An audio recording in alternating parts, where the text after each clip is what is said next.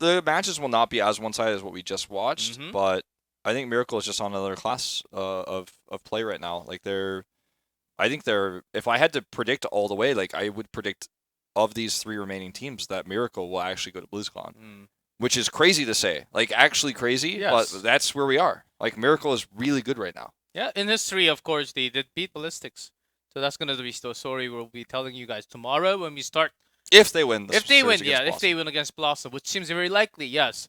BlossoM today against Feliz, very dominant, but still against Miracle. It's about to unfold. I'm very excited, actually, for this matchup. Before Eastern Clash, everyone was saying, like, for sure that, like, absolutely without a shred of doubt that BlossoM is the stronger team. Yes. And they beat Miracle in regular season. But again, that BlossoM and today's BlossoM are 2 different teams. I mean, they have the same rosters, but their skill level and their form at the moment is not what it used to be. And exactly the opposite for Miracle. They have actually boosted themselves up into another level by defeating Genji twice, Ballistics.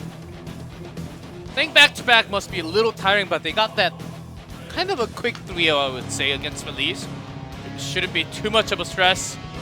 Wiz was just passing by saying, oh, games are so hard. I say, what do you have to complain? That was a 3-0. Like, oh, the next match is not going to be an easy one, or unlike the first one. That's what he said. It's going to be very different. It is absolutely true. Remember, we talked about how in the 3 best-of-5s we're going to see this weekend, the skill gap was by far the widest for the previous one. And this time they're on the lower end. They have had a winning record against Miracle for the entirety of this year, last year as well. Towards the end of things, like not for the beginning of last year, but the end of last year. So it's crazy to see that the tables have turned, and Miracle, the one remaining member, Sniper, of Miracle, who was on the original roster, is still here, still has such a big impact on the team, but he's not even the shot caller. He's not the drafter. He's just the guy who fits in the slot, man. He is the ultimate flex player. Yes. Like, Sniper is, in the world, I think, the ultimate flex player. The best flex. Much better than Modern Life. What Modern Life is able to do for BlossoM, and Nachojin fits perfectly in that solo lane. Like, well, that depends.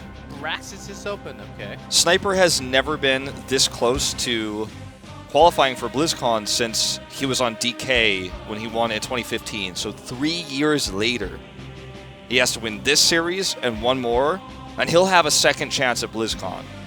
Isn't that crazy to think, like, that it's been 3 years since he's been this close? He's been playing the game for this long, and now he's found himself a new roster that can rival the old TNL team.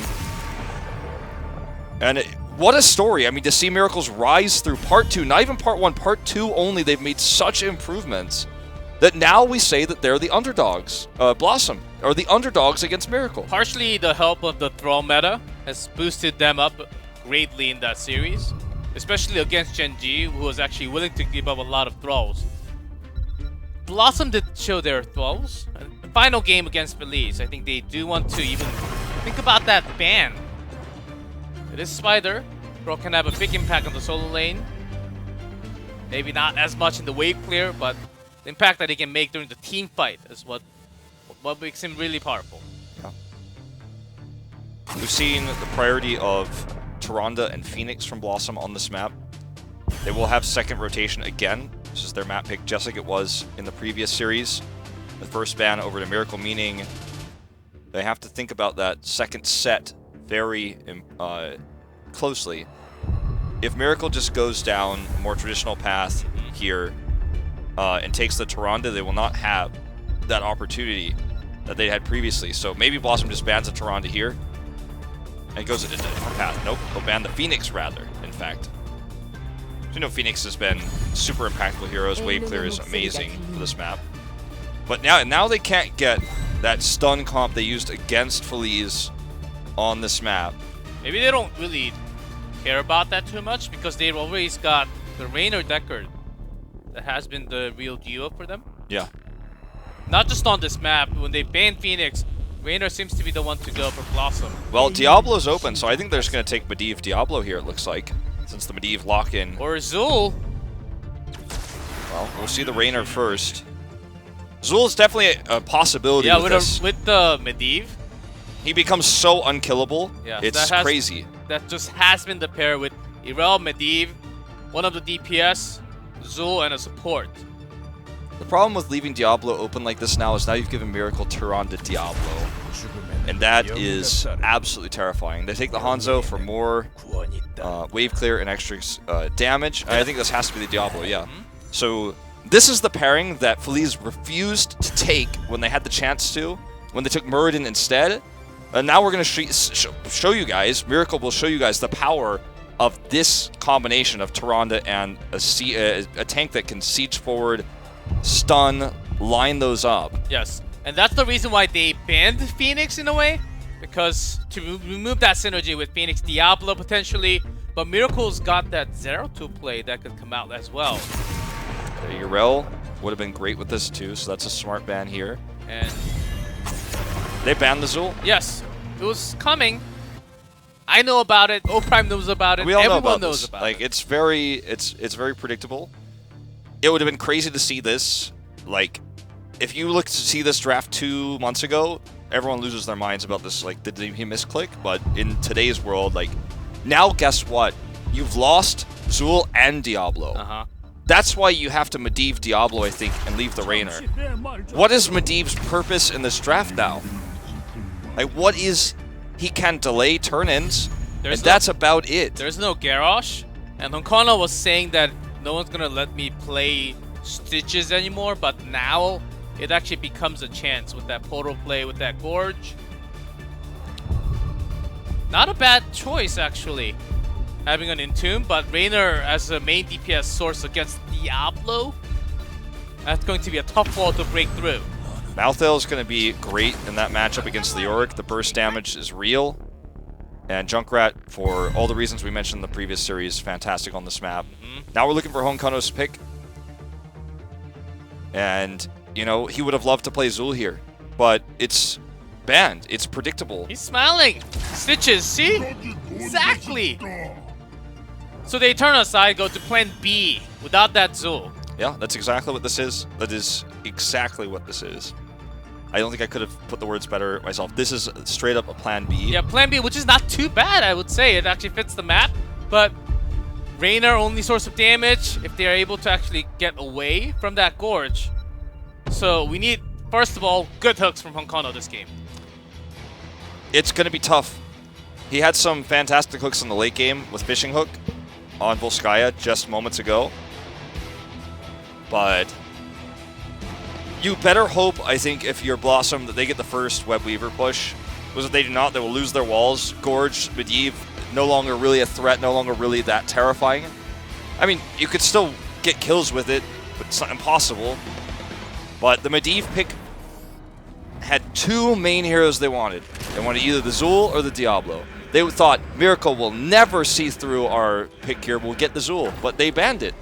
And so they get neither Zool nor Diablo, and now they have to pick Stitches, which can work, but it's just so risky. So this is a very interesting comp of both. Miracle, they have the rotational power just by on the mount. But with the Portal, BlossoM can create escapes and also make their own chances. They don't have too much of an instant route, but Decker can turn that around. So BlossoM needs to make that surprise move coming in from the beginning of the game in order to take what you said, the first gem turned it. Yeah. So, I mean, look at how careful Miracle is set up now. They're hoping that Honkano makes a mistake and then get a kill, like we saw earlier. But Honkano is playing way safer this time. They already learned from their mistakes on Volskaya, with the Junkrat on the other side, with Honkano lacking escapes. That, you know, probably not the best, especially against a Diablo here. Probably not the best to be hasty here. Just play it safe, collect gems, look for the delays, which Medivh can make it very easy to get that first turn because he can delay enemy turn-ins so well, so consistently. That's what we have. As snipers, Junkrat is not the most common hero that he plays. Okay, Judy not have a lot of souls yet. Gets hooked. He's going to use the charge, though. But the Protect is so good, and he gets out on the portal. Gondar. Nice. Well played here. Because of that, Judy's also alive. Yeah, that was a just mechanical showcasing on both sides there. It's already shaping up to be a way better series than our previous one, am I right? Yeah. Well, the other Junkrat already has died into this moment of the game. But Yeah. this time it is a different game. So, BlossoM just going to, again, collect gems, look for turn-ins. That exchange gave them the gem advantage, and a slight minion advantage with it. That's why they have that tiny, tiny experience lead, as you can see on the top of the screen. But the trade-off is this night camp. So if they can clear this very quickly, they'll be in a good spot. Ooh, nice mine on the Modern Life. He's going to have to portal, but he gets pushed away. Cannot get into the portal. That was so close. If that Lunar Flare is 1 second earlier, different story. Judy's got a good engage of bringing someone off the portal. That's not the only tool. If Sniper's mine is right on top of the portal before he goes in, that was going to be a kill. Hook on the Frankel. He has a wall. Yeah, but the portal's for the chase. That's it. Sniped. Can they get Nitrogen out of here? I think so. Just at the time where Junkrat was actually away from the team fight. So one less tool to actually make them disengage. Yeah. Well, this top push, slightly annoying to BlossoM. That's the trade-off because, yeah, Junkrat was up there, as you say. But BlossoM just, like, I cannot stress enough how much that first turn-in means for this comp. And they are very quickly on the way to getting it. Judy gets hooked. He's totally fine, but still, nice damage done. In terms of percentage on Donkono's hooks, this game, a pretty nice start. Yeah, he's only missed like one. It's been pretty accurate otherwise. And Modern Life's Medivh is killing it to follow up. Okay, here's a route. Follow up for a hook potentially. Not going to actually commit. Places it in the middle. Miracle ends up winning this trade. Remember, Merryday is the former teammate of a lot of these guys on Miracle. Oh, Sniper! Sister teammate, I should say. Another kill for BlossoM as they are looking to have that turn in. They have enough gems now. So do Miracle, but again, it's the Medivh factor. Like, every time you try to delay, you're going to be trading against giving free stacks of Master's Touch. And it's quite the opposite when Miracle wants to turn in. They will always be harassed by that portal.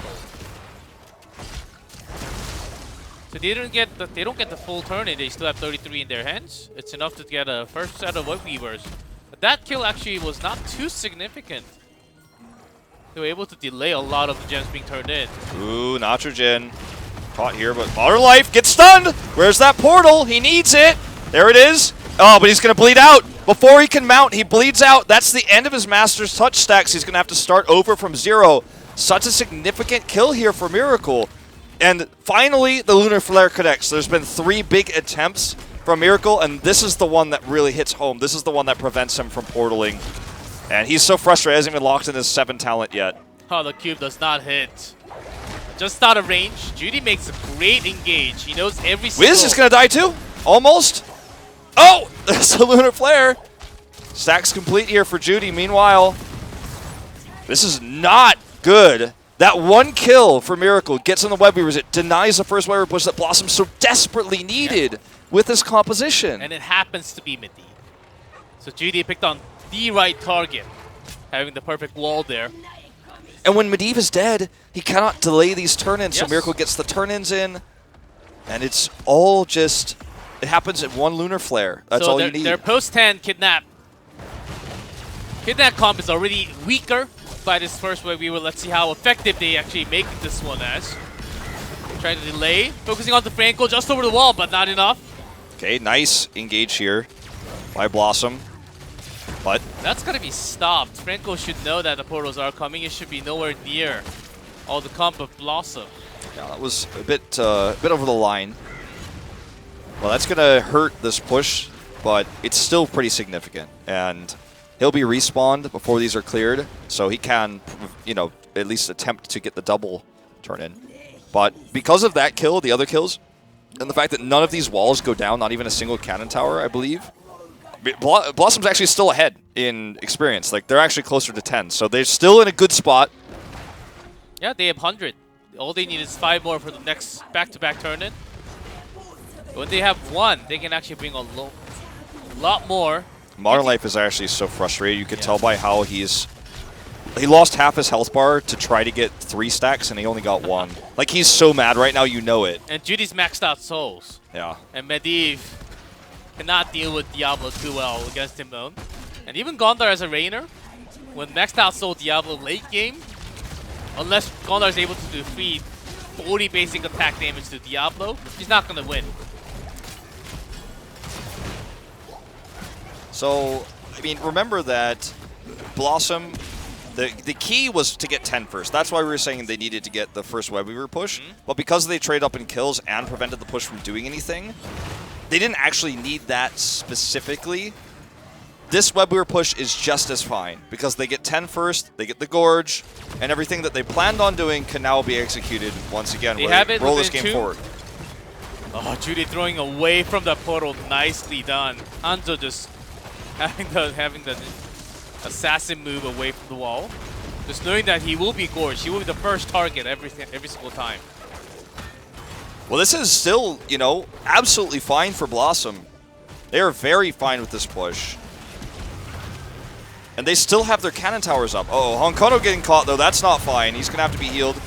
He has to use, they have to use this ley line, but he's got the Gorge. Nitrogen will go down to that. As long as they can trade Protect with wears Honkono, they off. can continue. Yeah. And Miracle has more. Like, this trade is a huge one in favor of Miracle. Because with the Web Weaver, BlossoM was not able to do as much as what they wanted to do. The combo literally failed big time. Good predicted move by Miracle to start off. They were trying to rotate up top, try to catch Junkrat, which didn't happen. Good move by Sniper there. Okay, this needs to be interrupted by Miracle. They still have 70. Yeah, because they've been winning all these trades. And they have, you know, been able to clear these so safely. And for Miracle, it'd be disastrous if that snowball that we were talking about happens for BlossoM. Even went all the way in with this with the Lornado. So Miracle, all they need to do is stabilize here. Easier said than done, but if they can get a single kill, then this game is then in their hands. Judy and Sniper holding in more than about 55 despite those two. Who is? Okay. Does get that turn in. The Owl does not connect. It is not the same as Towers of Doom. Judy gets it once again. There's the... Okay, arrow's out here, but the portal's already set. Yeah, that's going to be... Soul's gone. And they kill Judy with the Gorge. So well played. So well played by BlossoM. Where was this team in our first best of 5? Wow. The portal pre-placed. Trusting Honkono. And also the ley line just to make sure that this goes their way. They get the double back-to-back turn-in. And BlossoM still, as long as they can continue to do this, and this one should get at least a fort, they have, this game is in their hands. They have full grips on it. So, Modern Life is playing the game of his life on the Medivh. Sure, he died earlier, and he's been playing a little bit greedy, trying to catch up to get his Master's Touch stacks. But in terms of the big plays and the impactful portals, he has really just changed the scope of this game. And I was doubtful about what they would be able to do with this Medivh pick when they didn't get Zul, when they didn't pick Diablo. But I've been proven wrong. Ooh. Again, alone is Nitrogen. He's gorged, and he's going to get blown up. There's no way out of this one, I'm afraid. Uh-oh, Miracle. They're in some serious trouble. APOC, in this case, is not really the biggest help. Can stun, but I think slow was a better... Well, they had the portal anyhow, so trying to cut off Modern would be the best thing. But Modern has been a really good Medivh. Because Medivh is the annoying Medivh. Yeah. But he's just done... He's done everything he needed to do. It was a really good Lunar Flare earlier by Blue Beetle to prevent him from portaling. That's when he lost his stacks. So it wasn't even his mistake. It was actually just really good counterplay by Blue Beetle. But beyond that, like, he's done everything he needs to do every time. Look at this Entomb, too. Judy's in no man's land. He does get away, which is huge, but the rest of his team might not be so lucky. Gorge onto Junkrat here. They're trying to use the arrow to turn this around. Sniper gets out, and it's actually a trade. Can they get more? Judy, he cannot lose his souls right now. That would be massive, but he does. He goes down. In fact, he didn't even have those at the moment. So that's also further questionable, but this is going to be another web weaver turn in for BlossoM, it looks like. They have a really good counterpunch. But the follow-up, oh, if they get a kill onto Wiz, that's just enough. A lot of gems dropped. Picked up by Honkano. He should have E'd earlier. Should have Wraith walked earlier. Now the portal chase is on. Nachogen is going to get taken out here. 26! Frankel's dead. I think Miracle has just lost this game. Wow. That was a big snowball moment. I mean, the Medivh allows these plays. You're running into the boss pit because you know running to the right isn't going to give you anything when the Medivh's got a portal. He can place that far. And that's the third back-to-back web weaver push for BlossoM now. All the gems lost. Miracle has nothing they could do in this game now. Nothing, and they don't have 16. BlossoM will probably not win with this web weaver push, but they might. But even if Miracle survives, they've got no leg to stand. They're going to walk away from this defensively with almost no gems because they can't even pick them up. They can't kill minions in safe range to pick up gems right now. They're holding 5. 9, I guess, total. The best move, of course, is to drop all the gems from BlossoM and pick that up. And then start going somewhere fresh. With the web weaver, their first mission is to keep the keep here. But the amount of pressure from that Medivh in the air, it's quite annoying there's that early riptire because of that. Focusing on Stitches. No one picked up by that portal. Ooh, nice hook though. He actually doesn't even need the Gorge this time. That would have actually just prolonged Nachogen's life, so that's still available for the next hook. And they're just playing it safe. They know that they can force this keep down to get another kill. They're just going to go for the bottom wall. They're looking for 20 more than anything else with this, that closer advantage. Okay, Judy dodges the hook. Nice passing there to make sure that did not connect. That was actually pretty unpredictable movement there. Leyline not the biggest impact here, but they're just looking for an aggressive pick. APOC here, and the grenade anti-synergy. He gets away without a stun. Okay, Judy's Gorge now. They commit.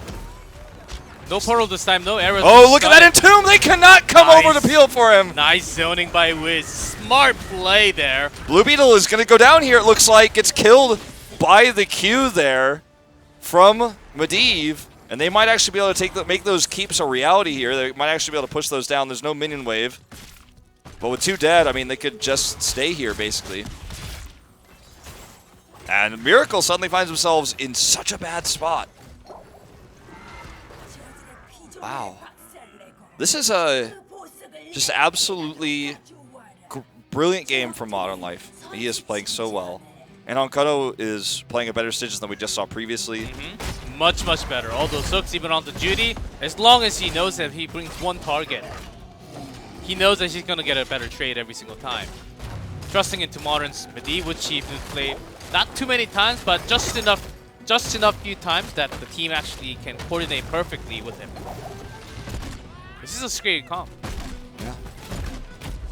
Well, the game isn't over yet, but Miracle again, gem problem we were talking about earlier. They're still not, they don't have enough for another turn in. At least in this window of time, BlossoM can't turn in, and they don't have a talent tier advantage. But Miracle's like even farming gems right now is a risky endeavor. So they have to just be really passive and careful. That's why the boss play is actually correct here. Is this is where you can force the good fight. The Owl scouts this, and they're heading up. They have Leyline too, so they have lots of tools to delay. They're actually calling them. Honkono's just looking for a hook. That's maxed out. Now they have to let this go. They can't take it anymore, though. Nice Owl from Blue Beetle, though, to scout that out. Well, that was the only place. All the camps are taken already, so they had the right move, not going in for the bait, just checking, throwing. They have a lot of pokes. And they do have Starfall and APOC, so they can stand some chance, but the big level gap is the difference here. Okay, Judy's going in. They're just trying to bait someone to get hooked, but he dodges the hook, but now he's slowed and gorged. So and then they just portal out, and they're like, gotcha. Next level plays here. Judy's got heal deny on him, but he actually walks away. APOC defensively. APOC, which was not required at that moment. So let's see what it cost them. Okay, look at that setup with a Lunar Flare right there out of the portal. They get away. Really good plays on both sides here, but now everyone's low. And oh, the hook's going to connect. They don't have Gorge, but they're ley lined, and that means they're stuck here. Hyperion's out. Everybody's just way too low. There's no way to mount. That's the first kill. There's a double. Judy entombed and silenced because it's 20. And that's going to be 3 kills here, and all of the Diablo stacks lost. Blue Beetle is just trying to delay this, but it looks like that's just going to be game over. BlossoM with the upset win here in Game 1. Throw predictions and expectations out of the water. Forget about the first series, because this is a new BlossoM than what we just saw earlier tonight. They are on fire. Seems like their plan B actually works better than the Zul main tank. There's a bottom camp already onto the core.